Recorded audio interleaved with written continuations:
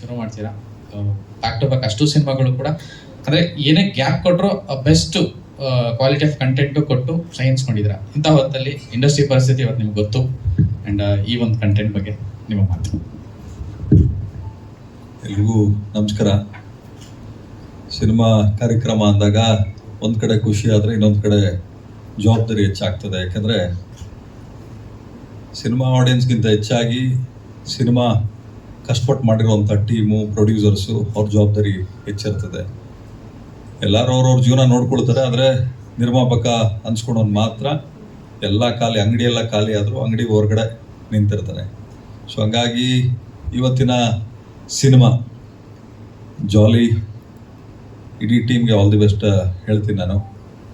ಅದೇ ರೀತಿ ನನಗೆ ಬಂದಾಗಲೂ ಹೇಳಿದೆ, ಈಗ ಸಿನಿಮಾ ಬಿಸ್ನೆಸ್ ಏನಂತ ಚೆನ್ನಾಗಿಲ್ಲ. ಸೊ ಹಂಗಾಗಿ ಜವಾಬ್ದಾರಿಯಿಂದ ಮಾಡಿ ಅಂತ ಕಾರ್ಯಕ್ರಮಕ್ಕೆ ಕರೆದಿದ್ದಾರೆ. ನಾನು ಅವ್ರಿಗೆ ಧನ್ಯವಾದ ಹೇಳ್ತೀನಿ. ಅದೇ ರೀತಿ ಪ್ರವೀಣ್ನವರು ಹೇಳ್ತಾ ಇದ್ರು ನಮಗೆ ಸಿನಿಮಾ ಕ್ವಾಲಿಟಿ ಅನ್ನೋ ವಿಚಾರಕ್ಕೆ ಬಂದಾಗ 100%. ಯಾಕೆಂದರೆ ನಾನು ಏನೇ ಕೆಲಸ ಮಾಡಲಿ ನಮ್ಮ ಹೆಸರು ಉಳ್ಕೊಳ್ಳೋ ರೀತಿ ನಾವು ಕೆಲಸ ಮಾಡಬೇಕು. ನನ್ನ ಪ್ರಕಾರ ಸಿನಿಮಾಗೆ ಯಾರಾದರೂ ಒಬ್ಬ ಹೀರೋ ಇದ್ದರೆ ಅದು ಪ್ರೊಡ್ಯೂಸರ್ ಹೀರೋ.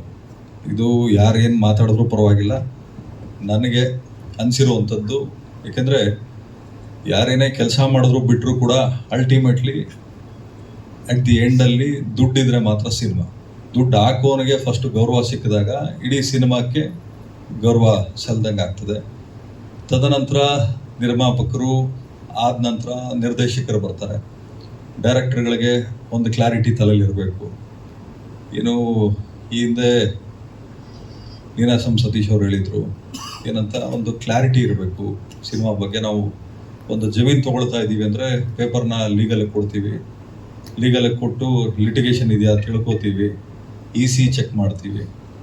ಒಂದು ಹೆಣ್ಣು ತರಬೇಕಾದ್ರೂ ಅಷ್ಟೇ, ಅಥವಾ ಒಂದು ಹೆಣ್ಣು ಒಬ್ಬ ಗಂಡು ಮದುವೆ ಮಾಡಬೇಕಾದ್ರೂ ಪೂರ್ವಾಪರ ಎಲ್ಲ ನೋಡ್ತೀವಿ. ಸೋಷಿಯಲ್ ಮೀಡಿಯಲ್ಲಿ ಒಬ್ಬರನ್ನ ಫಾಲೋ ಮಾಡಬೇಕಾದ್ರೂ ಅವ್ರ ಹಿಂದೆ ಮುಂದೆ ಎಲ್ಲ ಚೆಕ್ ಮಾಡಿ ಫಾಲೋ ಮಾಡ್ತೀವಿ. ಸಿನಿಮಾ ಅಂತ ಬಂದಾಗ ಡೆಫಿನೆಟ್ ಆಗಿ ಒಂದು ಎಜುಕೇಷನ್ನು ಪ್ರತಿಯೊಬ್ಬರಿಗೂ ಇರಬೇಕಾಗ್ತದೆ. ಯಾಕೆ ಅಂದರೆ ಒಂದು ಸಿನಿಮಾ ರಿಲೀಸ್ ಆದಮೇಲೆ ಒಂದು ಶುಕ್ರವಾರಕ್ಕೆ ನಿಲ್ಲುತ್ತೋ ಅಥವಾ 5-6 ಶುಕ್ರವಾರಕ್ಕೆ ಹೋಗ್ತದೋ ಗೊತ್ತಿಲ್ಲ. ಅದರ ಸಿನಿಮಾ ಗೆಲ್ಸ್ಕೊಳ್ಳೋಂಥ ಶಕ್ತಿ ಇರುವಂಥದ್ದು ಯಾರು ಪ್ರೊಡ್ಯೂಸರ್ನ ಅಥವಾ ಹೀರೋ ಅಥವಾ ಕಲಾವಿದರುಗಳಿಗೆ ನೀವು ಕತೆ ನರೇಟ್ ಮಾಡಬೇಕಾದ್ರೆ ಏನನ್ಕೊಂಡು ನರೇಟ್ ಮಾಡಿರ್ತೀರಿ, ನೀವು ಡೈರೆಕ್ಷನ್ ಮಾಡಬೇಕಾದ್ರೆ ನೀವು ಎಕ್ಸಿಕ್ಯೂಷನಲ್ಲಿ ಯಾವ ರೀತಿ ಮಾಡಿರ್ತೀರಿ ಅನ್ನೋ ಕ್ಲಾರಿಟಿ ನಿಮ್ಗಳಿಗಿರಬೇಕು ಸಿನಿಮಾ ಟೆಕ್ನಿಕಲ್ ಟೀಮ್ಗೆ. ಇವಾಗ ನಮ್ಮಂಥವ್ರು ಯಾಕೆ ಸಿನಿಮಾಯಿಂದ ಬ್ರೇಕ್ ತೊಗೊಂಡಿದ್ದೀವಿ ಅಂದರೆ, ಸೊ ಮ್ಯಾಕ್ಸಿಮಮ್ ಸಿನಿಮಾಗಳು ಒಂದು 300-350 ಸಿನಿಮಾಗಳು ಬರ್ತಾ ಇದೆ. ಅದರಲ್ಲಿ ಎಷ್ಟು ಓಡ್ತಾ ಇದೆ, ಎಷ್ಟು ಓಡ್ತಾ ಇಲ್ಲ, ಎಷ್ಟು ಜನ ದುಡ್ಡು ಮಾಡ್ತಾ ಇದ್ದಾರೆ, ಎಷ್ಟು ಜನ ನಷ್ಟ ಅನುಭವಿಸ್ತಾ ಇದ್ದಾರೆ. ನಮ್ಮ ಏನು ಚೇಂಬರ್ ಲೀಸ್ಟ್ ಬಾದರ್ಡ್. ಸೊ ನಾನು ಪ್ರತಿಯೊಬ್ಬರಲ್ಲೂ ಮನವಿ ಮಾಡ್ಕೊಳ್ಳೋದೇನು ಅಂದರೆ, ಸಂಪಾದನೆ ಮಾಡೋದು ಭಾಳ ಕಷ್ಟ ಇದೆ, ಉಳಿಸ್ಕೊಂಡು ಹೋಗೋದು ಭಾಳ ಕಷ್ಟಪಟ್ಟು ಉಳಿಸ್ಕೋಬೇಕು. ಹಂಗೇನಾದರೂ ಸಿನಿಮಾ ಮಾಡಿನೇ ನಾನು ಸಂಪಾದನೆ ಮಾಡ್ತೀನಿ, ಸಿನಿಮಾ ಮಾಡೋ ಒಂದು ಹುಚ್ಚಿದ್ರೆ ಆ ಹುಚ್ಚು ಒಳ್ಳೆ ರೀತಿಯಲ್ಲಿ ಇರಬೇಕೆ ಹೊರತು ಶೋಕಿಯಾಗಿ ಯಾವತ್ತೂ ಕನ್ವರ್ಟ್ ಆಗಬಾರ್ದು. ಯಾಕೆಂದರೆ ನಾನು ಎಲ್ಲ ಕಡೆ ಹೇಳ್ತೀನಿ, ನಾವು ಮಾತಾಡಿದಾಗ ನಮ್ಮ ಮಾತು ಕೆಲವೊಬ್ಬರಿಗೆ ಬೇಜಾರಾಗ್ತದೆ, ಇನ್ನು ಕೆಲವೊಬ್ಬರಿಗೆ ಖುಷಿ ಸಿಗ್ತದೆ. ಬೇಜಾರಾಗೋ ಕ್ಯಾಟಗರಿ ಬಗ್ಗೆ ನಾನು ತಲೆನೇ ಕೆಡಿಸ್ಕೊಳ್ಳಲ್ಲ. ಯಾರು ಖುಷಿ ಪಟ್ಟು ನಮ್ಮ ಮಾತನ್ನ ಸೀರಿಯಸ್ ಆಗಿ ತೊಗೊಳ್ತಾರೆ ಅಂಥವ್ರ ಜೊತೆಲಿ ನಾವಿರ್ತೀವಿ. ಈಗ ಜಾಲಿ ಸಿನಿಮಾ ನಾನು ನೋಡಿದೆ, ಏನು ಟ್ರೈಲರ್ ಖುಷಿ ಆಯಿತು, ಎಫರ್ಟ್ಸ್ ಹಾಕಿದಿರಿ. ಮತ್ತು ನಿಮಗೆ ಕಾಮಿಡಿ ಇದನ್ನು ಟ್ರೈಲರಲ್ಲಿ ನೀವು ಒಂದು ಬಿಟ್ಟು ಹಾಕಿದಿರಿ, ಖುಷಿ ಆಯಿತು. ಮುಂಚೆ ಹಳೆ ಸಿನಿಮಾಗಳು ನೀವು ನೋಡಿದ್ರೆ ನಿಮಗೆ ಕಾಮಿಡಿ ಸೀನ್ಗಳೇ ಹೆಚ್ಚು ಕಡಿಮೆ ಒಂದು 20-25 ಸೀನ್ ಇರೋದು. ನಿಮ್ಮ ಕಾಮಿಡಿಯನ್ಸು ನಿಮಗೆ ಅಟ್ಲೀಸ್ಟ್ ಒಂದು 8-10 ಜನ ಕಾಮಿಡಿಯನ್ಸ್ ಇರ್ತಾಯಿದ್ರು. ಈಗ ಅಫೋರ್ಡ್ ಮಾಡೋಕ್ಕಾಗ್ತಾ ಇಲ್ಲ. ಕಾಮಿಡಿಯನ್ಸ್ ಎಲ್ಲ ಹೆಚ್ಚು ಕಡಿಮೆ 5 ಲಕ್ಷ 6 ಲಕ್ಷ ಪರ್ ಡೇ ತೊಗೊಳ್ಳೋರು ಇದ್ದಾರೆ, 50,000ಕ್ಕೆ ನಮಗೆ ಆ್ಯಕ್ಟ್ ಮಾಡುವಂಥವ್ರು ಇದ್ದಾರೆ. ಬಟ್ ಎಲ್ಲದಕ್ಕಿಂತ ಹೆಚ್ಚಾಗಿ ಸಿನಿಮಾಗೆ ಬೆಲೆ ಕೊಡಬೇಕಾಗ್ತದೆ, ಕತೆಗೆ ಬೆಲೆ ಕೊಡಬೇಕಾಗ್ತದೆ. ತದನಂತರ ನಮ್ಮ ಸ್ವಾರ್ಥನೂ ಯೋಚನೆ ಮಾಡಬೇಕಾಗ್ತದೆ. ಒಂದು ಸಿನಿಮಾ ಗೆದ್ದರೆ ಮಾತ್ರ ಒಂದು ಇಡೀ ತಂಡಕ್ಕೆ ಹೆಸರು ಸಿಗ್ತದೆ. ಈಗ ಒಂದು ಸಿನಿಮಾ ರಿಲೀಸ್ ಮಾಡ್ಬೇಕಾದ್ರೆ ಹೆಬ್ಬುಲಿ ಸಿನಿಮಾ, ನೀವು ಹೇಳ್ದಂಗೆ ಹೆಬ್ಬುಲಿಯಲ್ಲೇ ನೀವು ಪರಿಚಯ ಆಗಿದ್ದು. ನಾನು ಸಿನಿಮಾಗೆ ಸುದೀಪ್ ಸರ್ ಜೊತೆಲಿ ಕ್ಲ್ಯಾಪ್ ಮಾಡೋಕ್ಕೆ ಹೋಗಿದ್ದು, ಕೊನೆಗೆ ಆ ಸಿನಿಮಾಗೆ ಪ್ರೊಡ್ಯೂಸರ್ ಆಗಿಬಿಟ್ಟು ನಾನು. ಕೊನೆಗೆ ರಿಲೀಸ್ ಟೈಮಲ್ಲಿ ನಮಗೆ ನೋಟ್ ಬ್ಯಾನ್ ಆಯಿತು, GST ಇಂಪ್ಲಿಮೆಂಟ್ ಆಯಿತು. ಅದಾದಮೇಲೆ ರಾಬರ್ಟ್ ಬಂದಾಗ ಕೋವಿಡ್ ಇತ್ತು. ಅವತ್ತು ಹೆಲ್ತ್ ಮಿನಿಸ್ಟರ್ ಇದ್ದರು ಸುಧಾಕರ್ ಸರು, ಅವ್ರ ಹತ್ರ ಹೋಗಿ ರಿಕ್ವೆಸ್ಟ್ ಮಾಡಿ, ಸರ್ ಸಿನಿಮಾ ರಿಲೀಸ್ ಮಾಡ್ತಾ ಇದೀವಿ, ಮತ್ತೆ ಥಿಯೇಟರ್ ಏನಾದ್ರು ಕ್ಲೋಸ್ ಮಾಡ್ತೀರಾ ಅಂತ. ಇಲ್ಲಪ್ಪ, ಇನ್ನೊಂದು 3 ವೀಕ್ಸ್ ಇಲ್ಲ. ಆ 3 ವೀಕ್ಸ್ ಗ್ಯಾಪಲ್ಲಿ ನಾವು ಯಾವ ಮಟ್ಟಕ್ಕೆ ಪಬ್ಲಿಸಿಟಿ ಮಾಡಿದ್ವಿ ಅಂದರೆ, ಈಗ ನೀವು ವಿಜಯನಗರ, ಗೋವಿಂದರಾಜನಗರ ನೋಡಿದ್ರೆ ಹೆಂಗೆ ಬ್ಯಾನರ್ಗಳು ರಾರಾಜಿಸ್ತವೆ, ಅದೇ ರೀತಿ ನಮ್ಮ ಪಬ್ಲಿಸಿಟಿ ಇಡೀ ಕರ್ನಾಟಕ ಪೂರ್ತಿ ಹಾಕಿದ್ವಿ. ಅದಾದಮೇಲೆ ಮದಗಜ ಆ ಟೈಮ್ ಬಂದಾಗ ಮತ್ತೆ ಸೆಕೆಂಡ್ ವೇವ್ ಕೋವಿಡ್ ಸ್ಟಾರ್ಟ್ ಆಯಿತು, ಉಪಾಧ್ಯಕ್ಷ ಮಾಡಿದ್ವಿ. ಸೊ ಎಲ್ಲ ಟೈಮಲ್ಲೂ ಒಂದೊಂದು ಅಬ್ಸ್ಟೆಕಲ್ಸ್ ಇತ್ತು. ಏನೇ ಅಬ್ಸ್ಟೆಕಲ್ಸ್ ಇದ್ರೂ ನಮಗೆ ಬರೋವಂಥ ದುಡ್ಡು ನಮಗೆ ಬಂತು, ನಮ್ಗೇನು ಗೌರವ ಸಿಗ್ಬೇಕು ಸಿಕ್ತು. ನಮ್ಮ ಗುರಿ ಏನಿತ್ತು ಅಲ್ಲಿಗೆ ನಾವು ಡೆಫಿನೆಟಾಗಿ ತಲುಪಿದ್ವಿ. ಯಾಕೆಂದರೆ ನಮ್ಗೆ ಇಲ್ಲಿ ಕ್ಲಾರಿಟಿ ಇತ್ತು. ಪ್ರೊಡ್ಯೂಸರ್ಸ್ಗಳಿಗೆ ಒಂದಲ್ಲಿ ಹಿಡ್ಕೋಬೇಕಾಗ್ತದೆ ಪ್ರತಿಯೊಬ್ಬರೂ ಕೂಡ. ಸಿನಿಮಾಕ್ಕೆ ಗೌರವ ಕೊಟ್ಟು ಸಿನಿಮಾಕ್ಕೆ ನೀವು ಸೇವಕರಾದರೆ ಖಂಡಿತವಾಗ್ಲೂ ಸಿನಿಮಾ ನಿಮಗೆ ಸೇವೆ ಮಾಡ್ತದೆ. ನೀವು ಸಿನಿಮಾಕ್ಕೆ ಸೇವಕರಾಗಲಿಲ್ಲ, ನಾವೇನಾದರೂ ಸಿನಿಮಾಕ್ಕೆ ಶೋಕಿನ ತಲೆಯಲ್ಲಿ ಹಿಡ್ಕೊಂಡು ಬಂದರೆ ಖಂಡಿತವಾಗ್ಲೂ ಸೈಡಿಗೆ ತಳ್ಬಿಟ್ಟು ಇನ್ನೊಬ್ಬನ ಕರೀತದೆ ಸಿನಿಮಾ ಇಂಡಸ್ಟ್ರಿ. ಸೊ ಹಾಗಾಗಿ ಭಾಳ ಜವಾಬ್ದಾರಿಯಿಂದ ಮಾಡಬೇಕಾಗ್ತದೆ ಸಿನಿಮಾಗಳನ್ನ.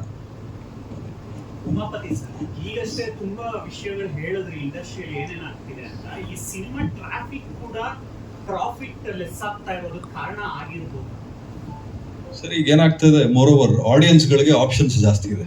ಈಗ ಪ್ರತಿಯೊಬ್ಬರು ಫೋನಲ್ಲಿ ತೆಗೆದು ನೋಡಿದ್ರು ಕೂಡ ಯೂಟ್ಯೂಬ್ ಇರ್ತದೆ, ಇನ್ಸ್ಟಾಗ್ರಾಮ್ ಇರುತ್ತೆ, ಫೇಸ್ಬುಕ್ ಇರ್ತದೆ. ಪ್ರತಿಯೊಬ್ಬರಿಗೂ ಎಂಟರ್ಟೈನ್ಮೆಂಟ್ ಫಿಂಗರ್ ಟಿಪ್ಪಲ್ಲಿ ಇದೆ ಸರ್. ಮುಂಚೆ ಥಿಯೇಟ್ರಿಗೆ ಬರೋರು ಎಂಟರ್ಟೈನ್ಮೆಂಟ್ಗೆ, ಇಲ್ಲ ವೀಕೆಂಡ್ ಆದರೆ ಪಬ್ಗಳಿಗೆ ಹೋಗೋರು. ಇವಾಗೇನು ನಿಮ್ಗೇನು ತಲೆ ಕೆಡಿಸ್ಕೊಳ್ಳೋಂಗಿಲ್ಲ. ನಿಮಗೆ IPL ಸೀಸನ್ ಅಂತ ಸ್ಟಾರ್ಟ್ ಆಗಿದೆ, ಫುಟ್ಬಾಲ್ ಸೀಸನ್ ಈಗ ಮುಗೀತು. ಇನ್ನು ಅದೇ ರೀತಿ ನಿಮಗೆ ಬಿಗ್ ಬಾಸ್ ಸೀಸನ್ ಸ್ಟಾರ್ಟ್ ಆಗ್ತದೆ, ಇನ್ನೊಂದು ಯಾವುದೋ ಚಾನಲಲ್ಲಿ ಇನ್ನೊಂದು ರಿಯಾಲಿಟಿ ಶೋ ಸ್ಟಾರ್ಟ್ ಆಗ್ತದೆ.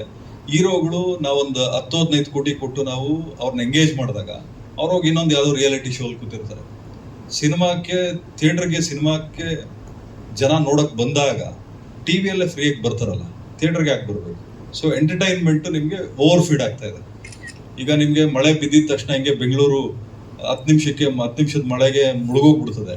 ಹಂಗೆ ನಮ್ಮ ಸಿನಿಮಾಗಳು ಹೆಂಗಾಗಿದೆ ಅಂದರೆ, ಪ್ರತಿ ಶುಕ್ರವಾರಕ್ಕೆ ಒಂದು 8ರಿಂದ 10 ಸಿನಿಮಾಗಳಿರ್ತವೆ. ಒಂದು ವರ್ಷಕ್ಕೆ 300-400 ಸಿನಿಮಾಗಳಿರ್ತವೆ.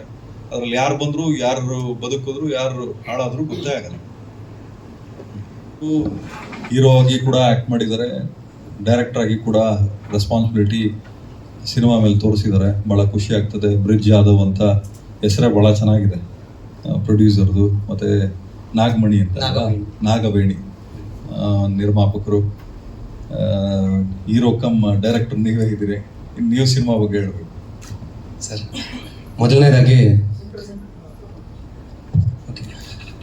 ಮೊದಲನೇದಾಗಿ ಇಂದಿನ ಜಾಲಿ ಟ್ರೈಲರ್ ಲಾಂಚ್ ಕಾರ್ಯಕ್ರಮಕ್ಕೆ ಬಂದಿರುವ ಶ್ರೀಯುತ ಉಮಾಪತಿ ಶ್ರೀನಿವಾಸ ಅಣ್ಣ ಅವರಿಗೆ ನನ್ನ ತುಂಬ ಹೃದಯದ ಸ್ವಾಗತ.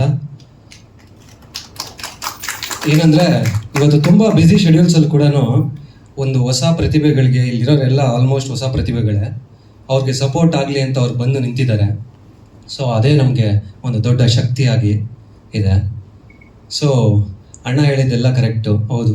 ಇತ್ತೀಚೆಗೆ ಹಲವಾರು ಜನ ಥಿಯೇಟ್ರಿಗೆ ಬರ್ತಾ ಇಲ್ಲ, ಧಾವಿಸ್ತಾ ಇಲ್ಲ. ಬಟ್ ಒಂದು ವಿಷಯ ಏನಂದರೆ ಅಣ್ಣ, ಥಿಯೇಟ್ರ್ ಹತ್ರ ಬರ್ತಾ ಇಲ್ಲ ಅಂದ್ರಲ್ಲ, ಅದಕ್ಕೆ ನಮ್ಮ ಮನೆಯಲ್ಲಿ ಎಲ್ಲರ ಮನೆಯಲ್ಲೂ ಪೂಜೆ ರೂಮ್ ಇರುತ್ತೆ. ಸೊ ಎಲ್ಲರೂ ಪೂಜೆ ಮಾಡ್ತಾ ಇರ್ತಾರೆ. ಬಟ್ ದೇವಸ್ಥಾನಕ್ಕೆ ಹೋಗೋದು ಯಾರೂ ಬಿಡಲ್ಲ. ಯಾಕೆ ಅಂದರೆ ಅಲ್ಲೊಂದು ವೈಬ್ ಸಿಗುತ್ತೆ. ಸೊ ಅದೇ ರೀತಿ OTT ಪ್ರತಿಯೊಬ್ಬರ ಮನೆಯಲ್ಲೂ ಇರುತ್ತೆ, ಫೋನು, ಎಲ್ಲರ ಇದರಲ್ಲೂ ಎಂಟರ್ಟೈನ್ಮೆಂಟ್ ಸಾಕಷ್ಟು ಬರ್ತಾ ಇದ್ದಾವೆ. ಆದರೆ ಆ ಥಿಯೇಟ್ರಿಗೆ ಹೋಗೋ ವೈಬು ಮತ್ತು ಒಂದು 2-3 ಅವರು ಅವ್ರಿಗೆ ಆ ಚಿಂತೆ ಎಲ್ಲ ಬಿಟ್ಟು, ಮತ್ತು ಅವ್ರಿಗೇನು ಟೆನ್ಷನ್ಸ್ ಇರುತ್ತೋ ಅದನ್ನೆಲ್ಲ ಬಿಟ್ಟು ಅವ್ರು ನೋಡ್ತಾರಲ್ಲ, ಆ ಒಂದು ಫೀಲು ಅವ್ರ ಮನೆಗಳಲ್ಲಿ ಕೊಡಲ್ಲ.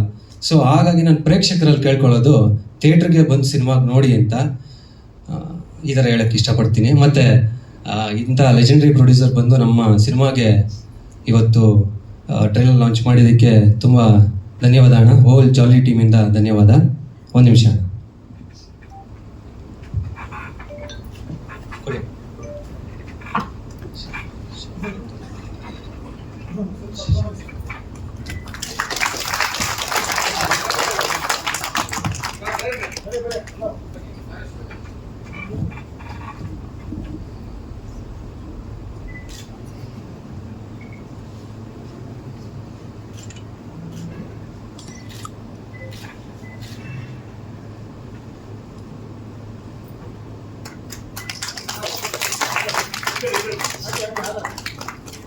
Good.